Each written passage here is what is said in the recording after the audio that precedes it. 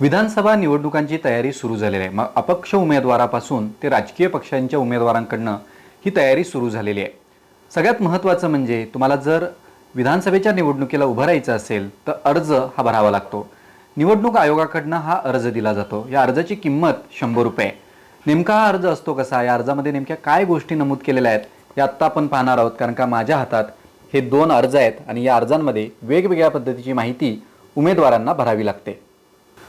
निवडणूक आयोगाकडनं नमुना 2 असा एक अर्ज दिला जातो। या अर्जामध्ये उमेदवारांना संपूर्ण माहिती लिहायची असते। सुरुवातीला जर बघितलं तर उमेदवाराचा या ठिकाणी फोटो आणि पहिला भाग 1 जो आहे हा राजकीय पक्षांना जी मान्यता असते या उमेदवाराने या ठिकाणचा माहिती भरायची असते। भाग 2 मध्ये म्हणजे ज्या पक्षांना मान्यता नाही आहे किंवा अपक्ष उमेदवारांना या ठिकाणची सगळी माहिती लिहायची आहे। सुरुवातीला जर आपण पाहायला गेलं तर कोणता मतदारसंघ असणार आहे, उमेदवाराचं नाव, उमेदवाराच्या वडील, आई आणि पत्नीचं नाव, त्यांचा पत्ता, ही सगळी माहिती या अनुक्रमानं भरायची आहे।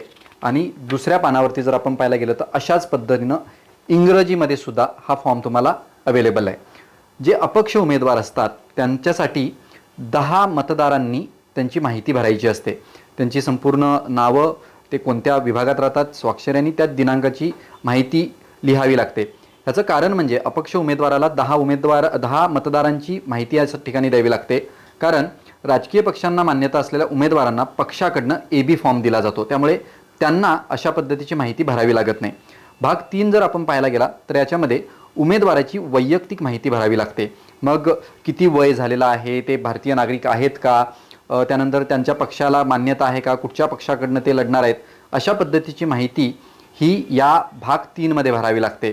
आणि याच्यामध्ये आपल्याला माहिती आहे अनेक वेळेला अर्जांमध्ये चुकीची माहिती भरली जाते, किंवा खास करून आपल्याला भारतीय राजकारणात आपल्याला अनेक वेळा गोष्टी पाहिलेल्या आहेत की जातीच्या बाबतीत अनेक उमेदवारांना अपात्र करण्यात आलेलं आहे।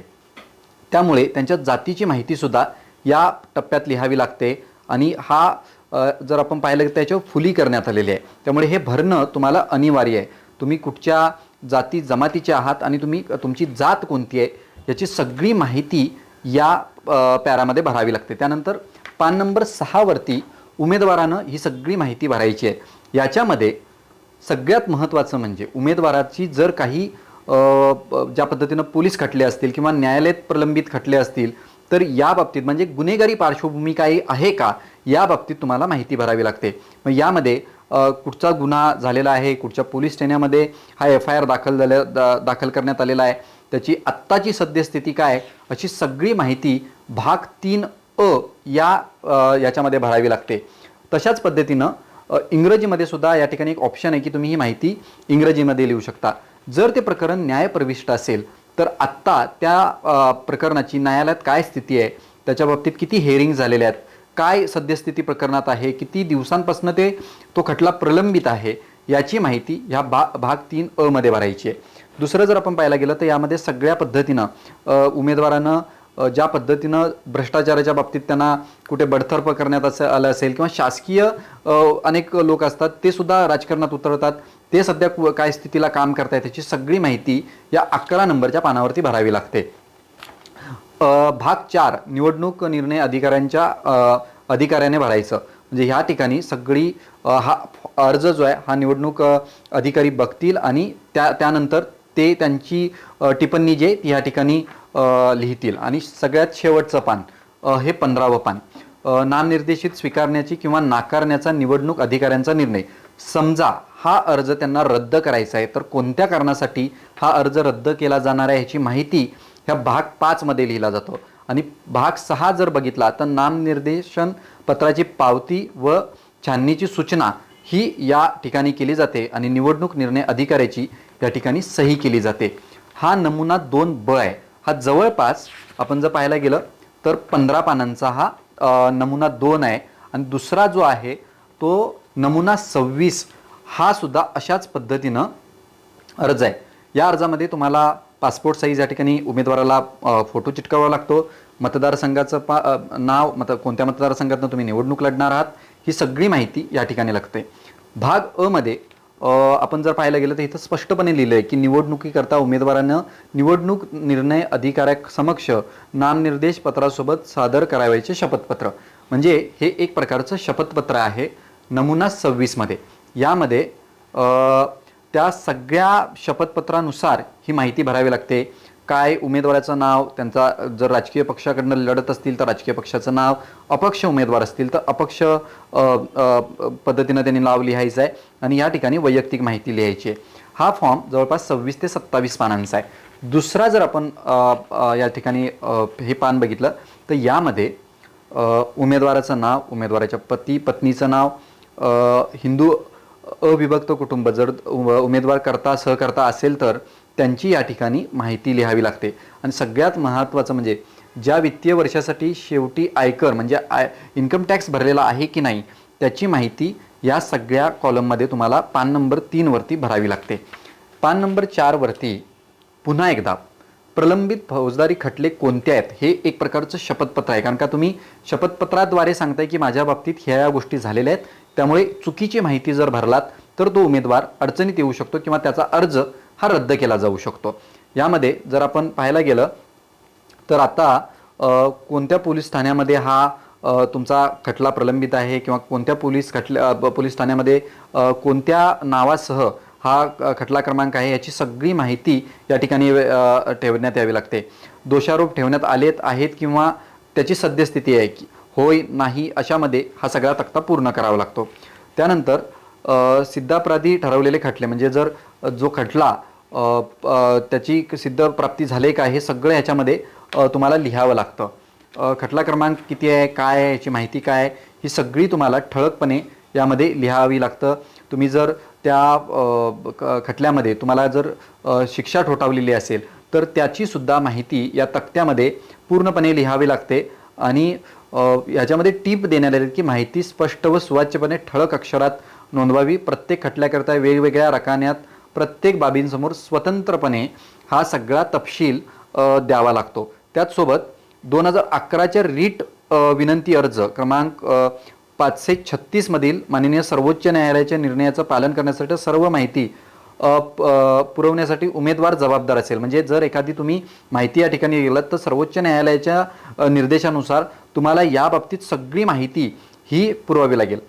यामध्ये हा जर आपण पाहायला घेतलं तर जंगम मत्तांचा तपशील म्हणजे जंगम मालमत्ता जी आहे या बाबतीत तुम्हाला ही सगळी माहिती या ठिकाणी भरावी लागते. पान क्रमांक 9 वरती आपण जातोय आणि या ठिकाणी जर आपण पाहायला गेलं तर उमेदवाराच्या सद्यस्थितीला हातात किती रक्कम आहे, बँकेत कोणत्या ठेवी आहेत, एफडी आहे का, मुदत ठेवी आहेत का, बचत खात्यांसह इतर ठेवी आहेत का याची माहिती तुम्हाला पहिल्या याच्यामध्ये लिहावी लागते. मग तुमच्या स्वतःच्या नावावरती किती आहे, तुमच्या पत्नीच्या किंवा पतीच्या नावावरती किती आहे, तुम्हाला जर अपत्य असतील तर त्या अपत्यांच्या नावावरती किती आहे याची माहिती तुम्हाला यामध्ये लिहावं लागतं. अनुक्रमांक 3 जर आपण पाहिला तर यामध्ये बंधपत्र, शेअर्स किंवा म्युच्युअल फंड्स अशा पद्धतीनं काही तुमची गुंतवणूक असेल तर त्याची माहिती या कॉलम 3 मध्ये द्यावी लागते. जर चौथा कॉलम जर आपण पाहिला तर याच्यामध्ये राष्ट्रीय बचत योजना, डाक बचती, विमापत्र अशा पद्धतीची तुमची काही इन्व्हेस्टमेंट असेल तर या ठिकाणी सगळी माहिती लिहावी लागते. सगळ्यात महत्त्वाचं म्हणजे तुमच्याकडे तुमच्यावर काही कर्ज असेल तर त्याची सुद्धा माहिती या अर्जामध्ये नमूद करावी लागते.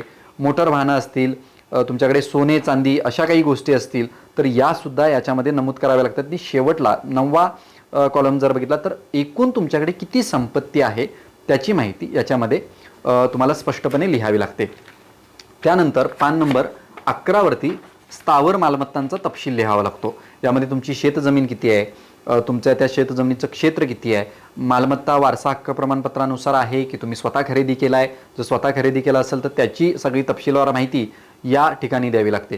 जर बिगर शेतजमीन असेल ह्याच्यामध्ये 2 भाग आहेत, एक म्हणजे शेतजमीन आणि दुसरं बिगर शेतजमीन. मग त्याचं किती क्षेत्र आहे, त्याची सद्यस्थिती काय आहे, खरेदीच्या वेळी त्याची किंमत काय होती आणि आत्ता त्या जमिनीची किंमत काय या बाबतीत ही माहिती लागली. जर कॉलम 3 बघितला तर याच्यामध्ये तुमच्या काही इमारती असतील किंवा त्याची माहिती ही सगळी या स्थावर मालमत्ता तपशिलामध्ये लिहावी लागते. जर तुमचं काही डेव्हलपमेंट रिगार्डिंग माहिती असेल तर किती बांधकाम क्षेत्र आहे, मग ती इमारत निवासी आहे, अनिवासी आहे, कमर्शियल यूजसाठी आहे, याची सगळी माहिती पान क्रमांक 13 वरती ह्या सगळ्या ह्याच्यामध्ये तुम्हाला लिहावी लागते.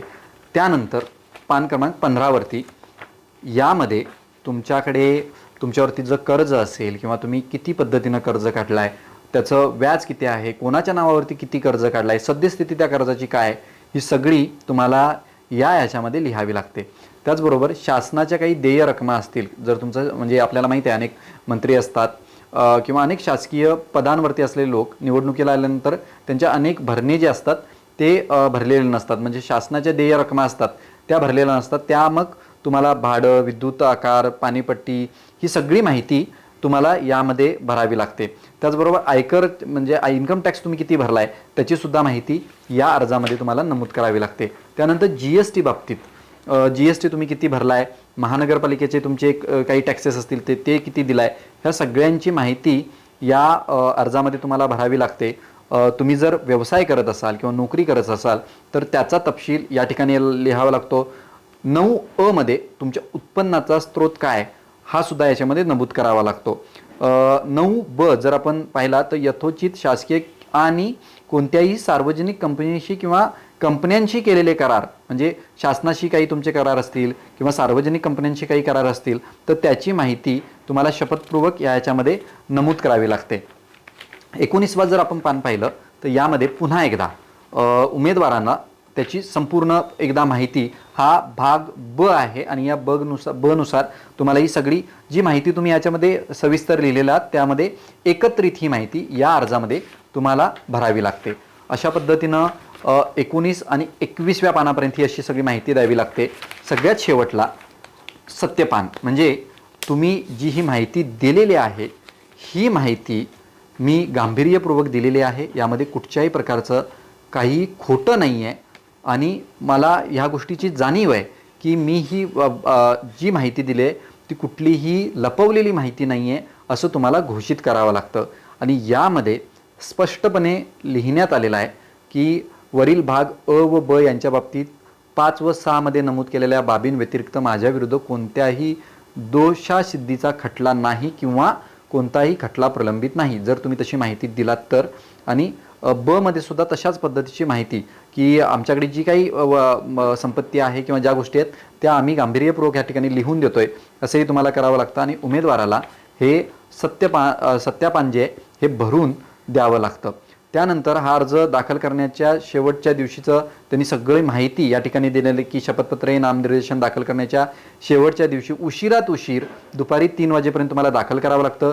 शपथ आयुक्त किंवा प्रथम दंडाधिकारी किंवा लेख प्रमाणक यांच्यासह शपथबद्ध करण्यात यावं, म्हणजे तुम्हाला हा अर्ज भरताना त्या ठिकाणी शपथ घ्यावी लागेल. सर्व रकाने भरावे, कोणताही रकाना रिक्त ठेवू नये. कोणत्याही बाबीच्या संबंधात सादर करवायची माहिती जर काही असेल तर निरंग किंवा लागू नाही असं नमूद करावं, किंवा एखादी माहिती तुम्हाला लागू होत नसेल तर त्या ठिकाणी लागू नाही किंवा निरंग अशा पद्धतीचा शेरा तुम्हाला त्या ठिकाणी लिहावा लागेल. शपथपत्र एकतर टंकलिखित किंवा सुवाच्यपणे लिहिलेल्या व्यवस्थित असावं, म्हणजे एक तर अर्ज तुम्ही स्वच्छ हस्ताक्षरात हा लिहू शकता किंवा हा अर्ज तुम्ही टाईप करून सबमिट करू शकता. आणि सगळ्यात शेवटची शपथपत्राच्या प्रत्येक पृष्ठावर साक्षीने स्वाक्षरी करा, म्हणजे तुमचं सेल्फ अटेस्टेड असतं ते तुम्हाला करावं लागतं. आणि ज्यांच्यासमोर शपथपत्र शपथबद्ध केलं जातं त्या शपथपत्राच्या प्रत्येक पृष्ठावर नोटरी किंवा शपथ आयुक्तांचा किंवा दंडाधिकाऱ्यांचा तुम्हाला शिक्का जो आहे हा उमटावा लागतो. त्यामुळे या अशा पद्धतीनं एक तुम्हाला 15 पानाचा अर्ज आणि दुसरा 24 पानाचा अर्ज अशा पद्धतीनं नमुना 2B आणि नमुना 26 असे हे उमेदवारांना अर्ज भरावे लागतात.